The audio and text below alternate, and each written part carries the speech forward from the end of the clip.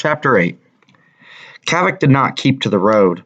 He traveled swiftly through the brush and timber, for here he was more at home and he was well hidden.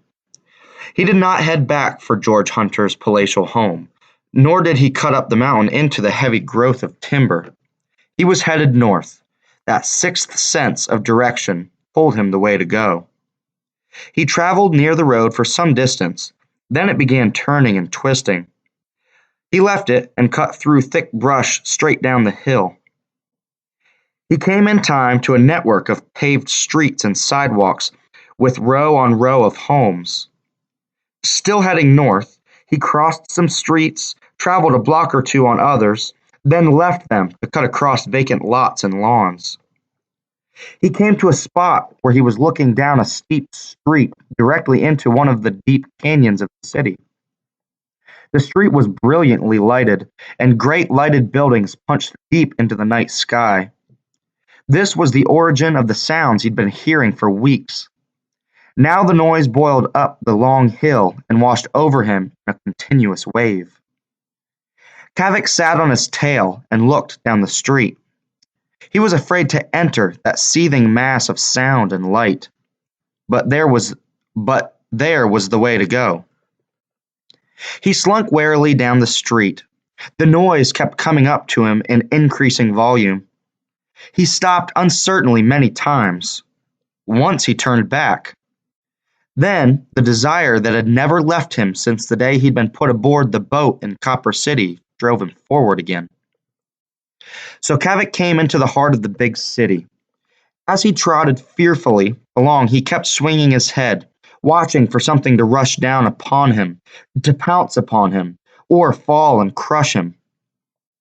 People turned and stared, startled to find such an unleashed animal trotting among them so intently. Several spoke to him uncertainly. Some were startled by his wolf-like appearance and size, but before they could react, he had disappeared in the crowd. Surprisingly, Kavik was halfway through the worst of the traffic, following the course he knew he must keep before he finally came to grief. He knew nothing of traffic lights. When he reached a corner where the crowd was thickest and seemed to be waiting, he threaded his way among the legs to the curb. He had learned something about traffic in the past hour. He waited until he saw an opening between the speeding cars, then dashed across the street. He had almost made the opposite side when a horn blasted almost on top of him. Brakes screamed, and an automobile bore down upon him. A blow smashed into his side and hurled him through the air to land in a heap on the sidewalk among a forest of legs. He staggered dizzily to his feet. People had moved back quickly, and he found himself in a small cleared space. A man in a blue uniform stood in front of him. The man said, "What are you doing down here without a leash?" and lunged for Kavik. Had he reached slowly or said, "Come here, boy," he'd have caught the dog. But at the sudden movement, Kavik leaped away instinctively and dodged through the circle of people with the man plunging after him. Suddenly, two men appeared as though to block his path. He veered. The double doors of a store yawned open before him. He dashed through and found himself in a huge, brightly lighted interior with rows of counters and scattering of people moving leisurely about. A small boy smiled at him. "A dog," he said. "Here, doggy, look, a doggy." He pulled at his mother's skirt. The woman turned. Kavik stood, panting with fright, yellow eyes sprung wide, searching wildly for a way out. The woman grabbed her child and began to scream.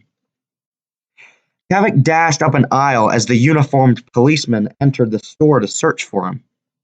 He streaked past several women examining sweaters, past a group milling about another counter, and came to the end of an aisle. There he confronted a man who spread his arms to trap him. But the man hesitated. He stared at the dog, shaking his head. Then he dropped his arms and backed hurriedly away. He backed into a counter piled high with shirts and went over backward.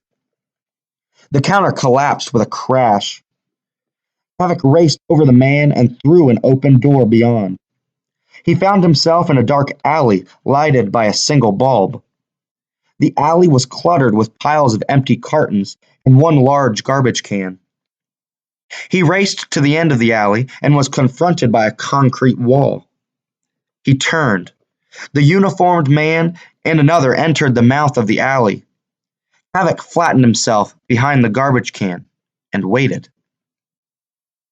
A flashlight beam cut into the darkness and picked up the pile of empty cartons at the far end against the concrete wall.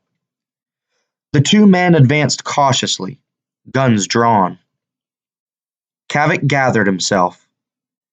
When they came even with him, he exploded from behind the garbage can and dashed between their legs. So sudden was his action, he was out of the alley and back inside the lighted store before they could turn around to pursue him. He dashed down the same aisle he'd been in before. The man who'd fallen into the shirt counter was helping a clerk gather up the shirts when Kavik rushed past. The man let out a startled, "There he is! There!" But Kavik was gone, back out the same door he'd entered. He was again on the street where he'd been hit by the car. He turned in the direction he'd originally been following and raced away. So swift was his flight and so startling his appearance that pedestrians hardly had time to gasp, "Look! Look there! What sort of animal was that? A dog? It couldn't be." Kavik raced down the brightly lighted street until it curved in the wrong direction. He darted across, was narrowly missed by several cars, and entered another. Soon he was leaving the lighted streets, the big crowds of people, and the open stores. The streets became dimly lit, empty of traffic and people. All the buildings were dark and closed. The city racket became muffled by distance and intervening buildings. Panic left him, and he dropped back to a steady trot that ate up blocks. Much later, he rounded the corner of a darkened building, and there before him lay a flat body of water.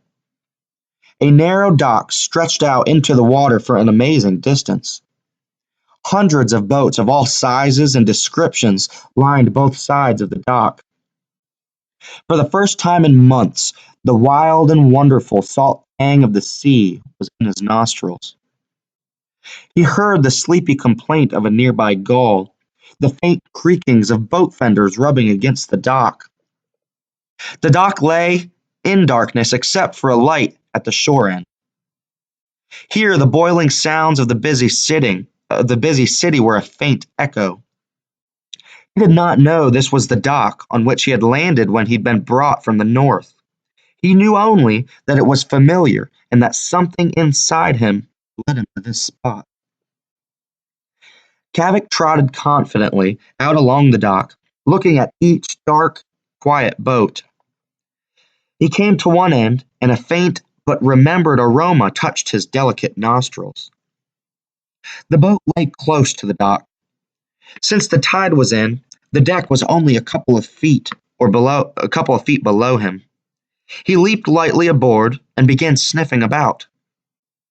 He covered the boat from end to end and picked up other familiar scents. He'd been on this boat before, but now it was dark and deserted. He whined and scratched at the door for several minutes. Finally, disappointed, he jumped back on the dock and headed out to the end, still traveling north. Kavik came to the end of the dock and halted. The bay stretched outward in the darkness before him, farther than his eyes could see. He reached for some nearby land that he might swim to. He searched for some nearby land that he might swim to, something that would take him in the direction he was traveling. There was none. But somewhere across that water was a house overlooking the sea, with the tundra rising gently behind it. In that house were warmth and love and the companionship of people. There was a boy, at the head of whose bed he'd slept and for whom he'd waited in the dark fringe of trees each day so they could race home together. It was the boy's gentle hands and understanding voice he missed most. It was the boy he'd given the only love he'd ever known. It was to that boy and that house he was returning. He had come as far as he could, so here he would wait. For what or for how long, he didn't know. Kavik lay down, his big head on four paws, and looked out over the water. He lay there the rest of the night. With the coming of dawn, Kavik rose stiffly and searched the outreaching water again. He had his long look, then turned and trotted down the dock to the boat. The tide was out now. It was too far down to jump to the deck, but he could see there was no one about. Kavik went down the dock to the shore side. He didn't know where to go from here or what to do.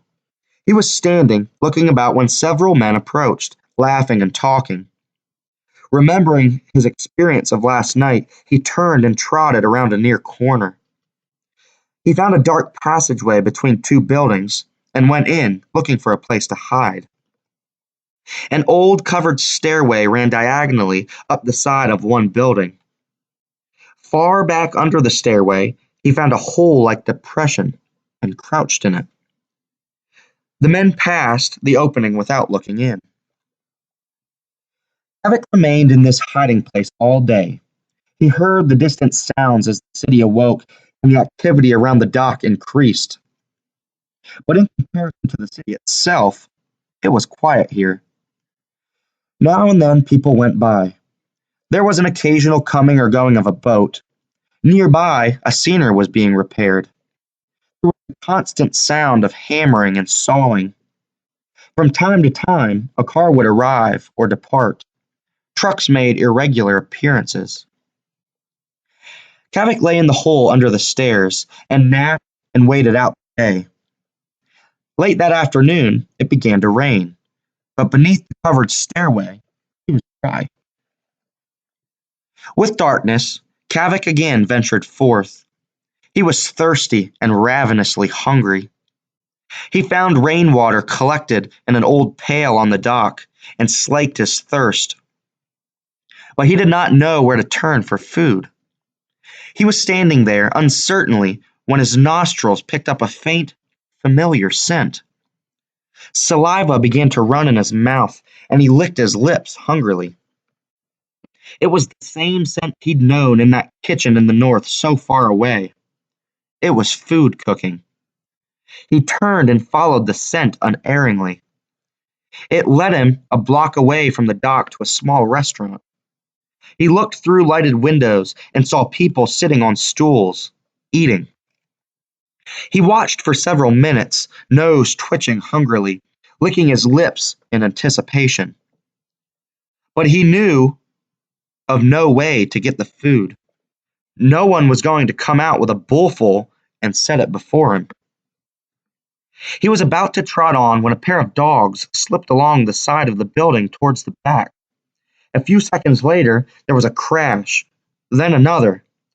A man's voice shouted angrily, "Get out of here! Get!" The two dogs raced around the corner of the building and down the street. A man in a white apron ran out, hurled a stick after them. He went grumbling toward the back again. A woman's voice called, "What did they do this time?" "Knocked over the garbage cans and scattered the stuff all over," the man said angrily. "I'll pick it up when I've got more time." He disappeared inside, grumbling. The city'd better take care of these stray mutts. Kavik looked after the fleeing dogs, then in the direction the man had disappeared. The aroma of food coming from there was very strong. Those dogs had been hungry too, and had been searching for something to eat. He crept toward the back. The scent of food became stronger and stronger. He found two tipped over garbage cans, their contents strewn about. He could see the man through the window, working a stove. Kavik studied the man and the garbage cans. The cans lay in deep shadows. By detouring around the pool of light thrown by the window, he could reach them. He lay flat on his belly, keeping in the shadows, edged across the concrete. Among a clutter of paper plates, napkins, and other restaurant discards, he found cold potatoes, halves of donuts, wedges of pie, and other pastries and chunks of sandwiches. Under the very nose of the restaurant cook, he ate his fill, then crept silently away. Kavik had learned how to survive on the docks.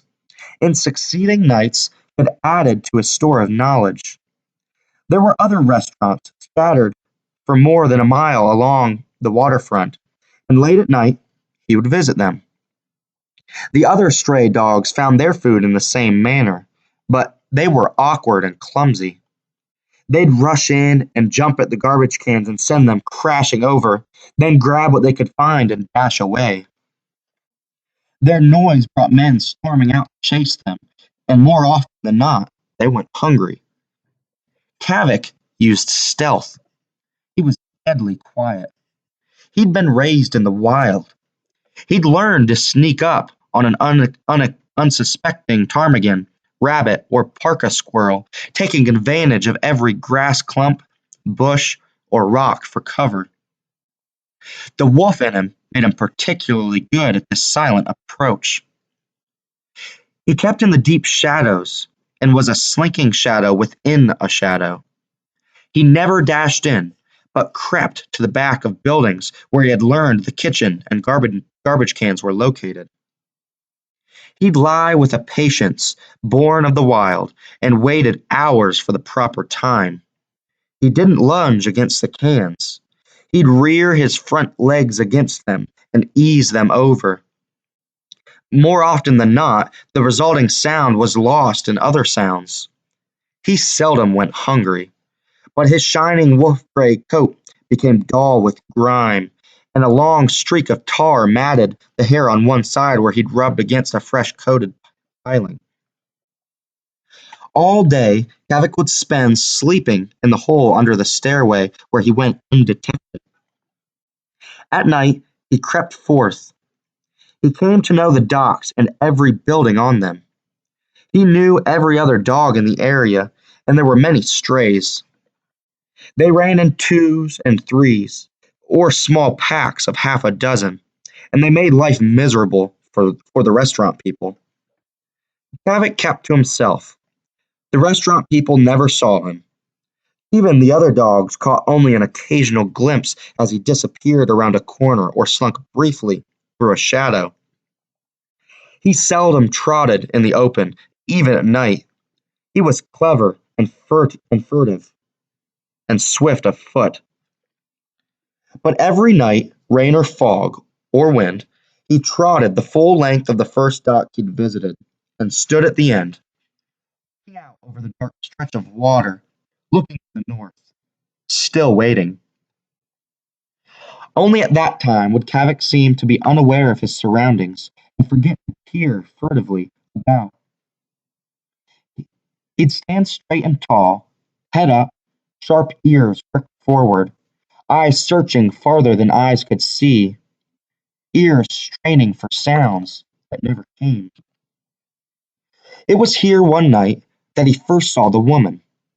A fishing boat had been moored within a few feet of the end of the dock for days.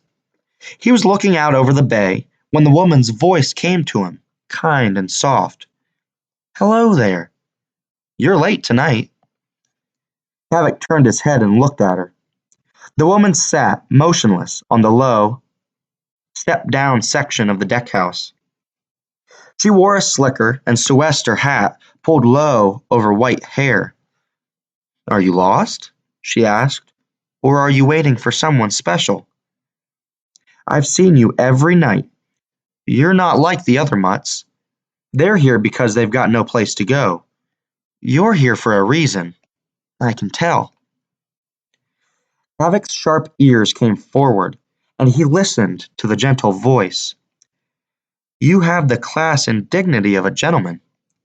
You look well fed, too, not half starved like some of the others." but you're just as dirty. I'd like to give you a bath and cut the tar off you.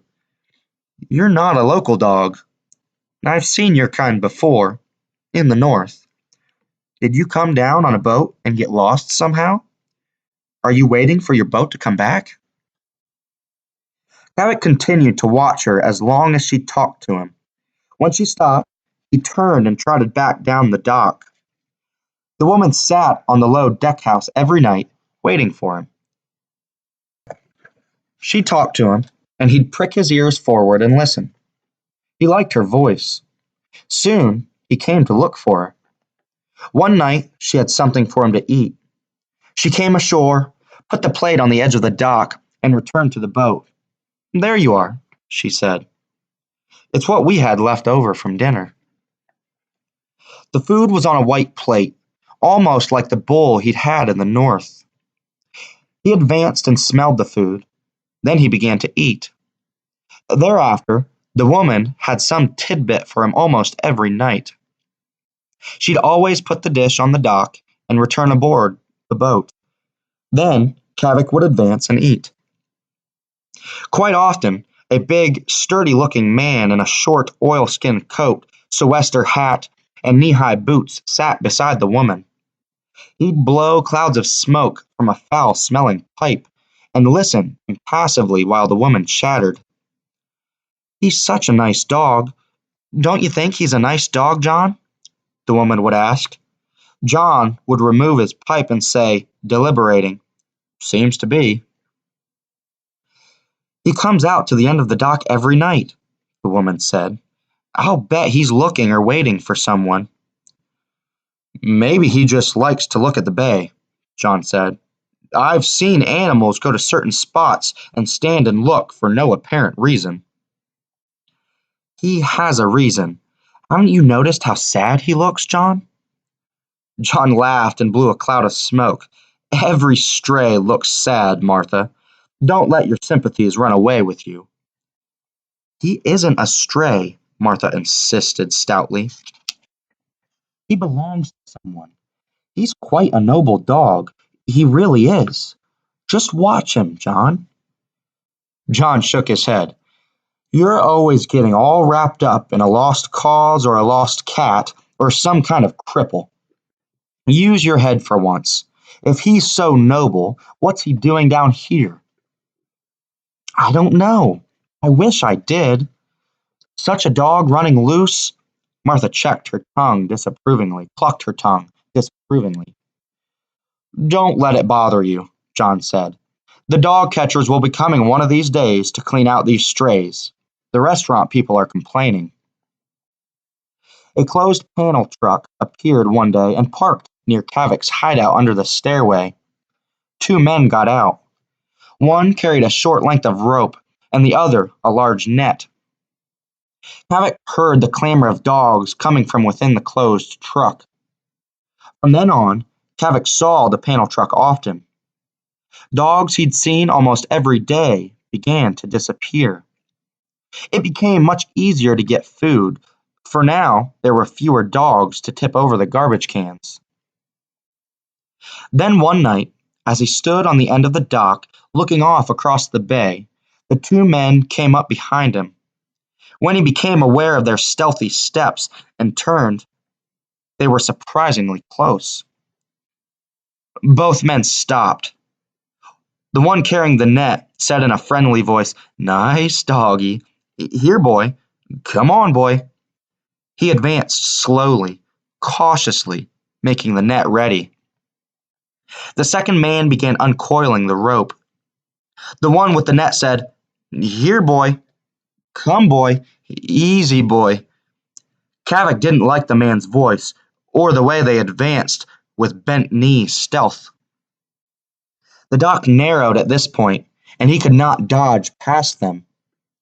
Behind him was the bay. He looked down at the boat where the man and woman sat each night. In two quick jumps, he landed on deck and raced its length. Then he was trapped tighter than ever. They came at him, one on either side of the cabin, and the deck where they walked was just wide enough for their feet.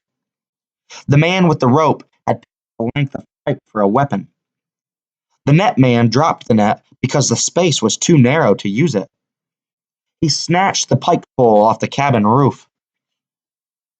Kavik crouched against the low rail, yellow eyes narrowed. His lips rose, exposing the long, cruel teeth. A growl rumbled in his throat. The cabin door opened, and the woman and the man stepped on the deck. "What are you men doing here?" Martha demanded. "This is a private boat." "Sorry, lady," the one with the pipe answered. "We've got to get this dog." Martha looked at the crouching Kavik and said, "Oh, it's him. Look, John, he's come aboard." "I see he has," John said, and studied the two men. "Keep back, lady," the pipe pole man said. "This animal's dangerous." "What are you going to do?" Martha demanded. "We've got to get this dog," the pike pole man said. "With an iron pipe and a pike pole?" "If necessary. He's vicious." "Nonsense," Martha said. "Put down that pike pole and pipe. Give me your rope. I'll get him for you." "I wouldn't try that, Martha," John said. "Lady, if you'll just get out of the way," the pike pole man said, "we'll have him in a minute. Then we'll go." "Give me the rope." Martha held out her hand. "He'll bite, lady, I'm telling you." "Martha, let the men take care of this," John said. "They know the dog." "They don't know this one." Martha still held out her hand. "But I do. I've watched him and talked to him for days. Will you give me that rope? And put down that pipe and pike pole. They belong on this boat." The man handed her the rope without another word, and laid the pipe on the deck. His partner put the pike pole back on top of the cabin. "You're taking an awful chance, lady," he said. Martha took the rope and went toward Kavik, talking quietly. "Come now," she said. "There's no need to show those teeth at me. You know me too well for that." Kavik stopped growling, and the snarl disappeared. His ears came forward, and he watched the woman. Martha bent over him and stroked his head and said, "That's a good boy. I knew you weren't mean. What a silly thing for anybody to think about you." She slipped the rope about his neck and said, "All right, come on now, come." Kavik rose and followed the gentle pull of the lead.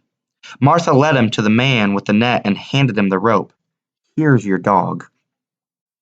"Not mine," the man said. "We're rounding up these strays for the city pound." "You're the dog catchers?" "What else?" The man held up the net. I I didn't know," Martha stammered.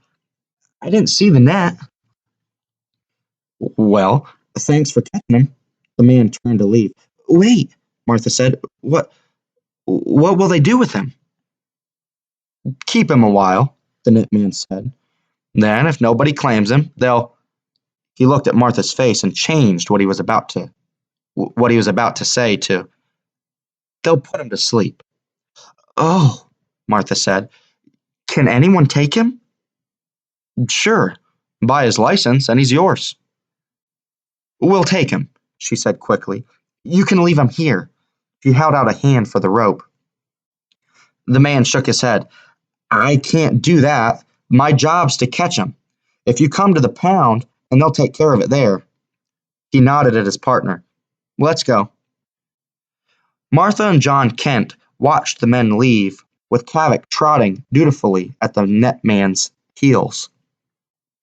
Martha said, "I caught him for them. I gave him to them." "You couldn't help it," John said. "They were bound to get him. You saved the dog a beating, I'm sure."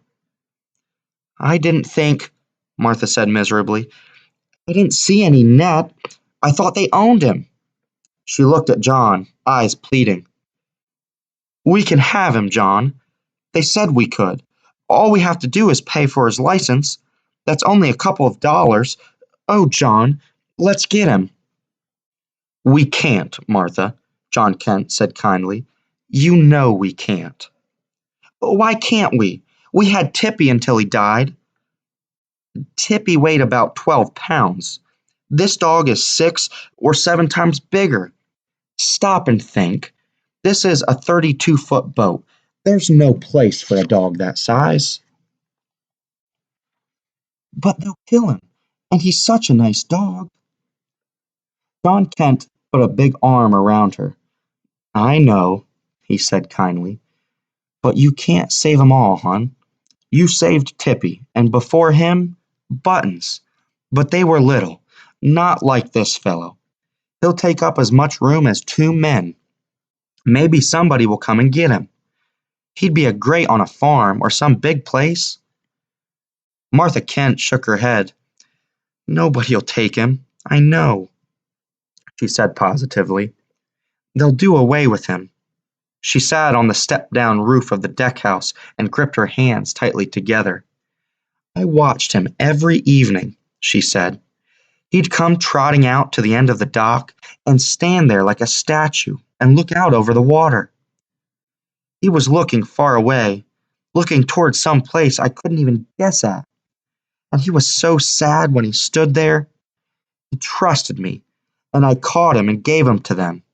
I betrayed him, John.